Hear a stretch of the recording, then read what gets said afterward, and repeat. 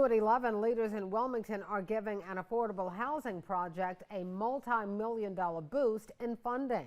City Council voted to direct $9 million from a state grant to the Starway Village project.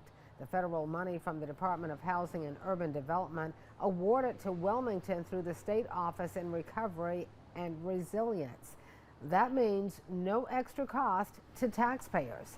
Construction on the Starway project is already underway, with an expected finish in 2025. It will feature nearly 280 affordable housing units. Council also unanimously approved using nearly $2 million from the sale of surplus properties to help pay for the city's new headquarters. The city bought the former Thermo Fisher building, also once known as the PPD building, last year as part of a $67 million deal. It's now called the Skyline Center.